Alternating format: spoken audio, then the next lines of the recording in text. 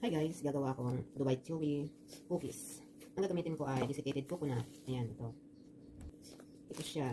Kasi wala yung ano ba yung ginagamit talaga nila? Wala ka stock. Kaya gumawa kami ng paraan kung ano pwedeng pamalit. So itong naisip na ate ay desiccated coconut.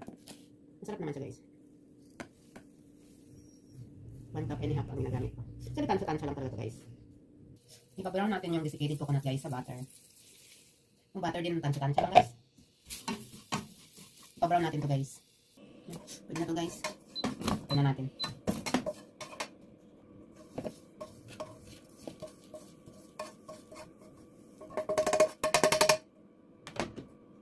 Yan guys, lagyan din natin ng pistachio spread. Tansya-tansya lang yung ginagawa ko dito guys. Yan. Tapos mix-mix lang guys. Lalagyan ko din sa guys ng pistachio talaga. Nabuo. Pero i-blend ko para medyo lumiit. Marami. Ayan, nag-blend ko na siya guys.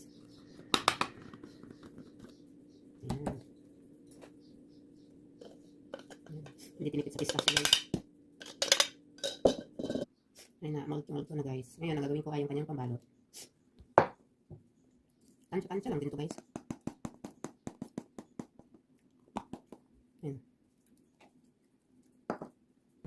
Tapos lalagyan ko ng milk guys. Estimate lang talaga yan guys.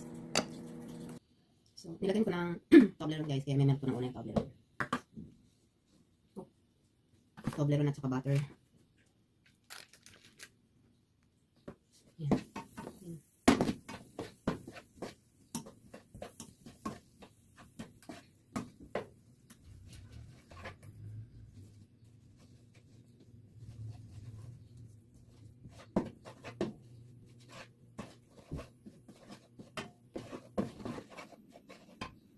Lagyan ko ng marshmallow guys.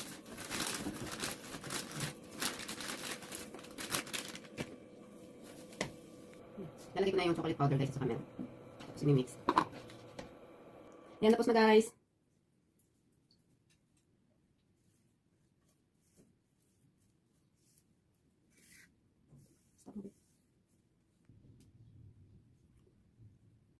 Ito na yung aking Dubai Chewy cookies guys. Ayan, tapos na guys. Thank you for watching. Bye-bye.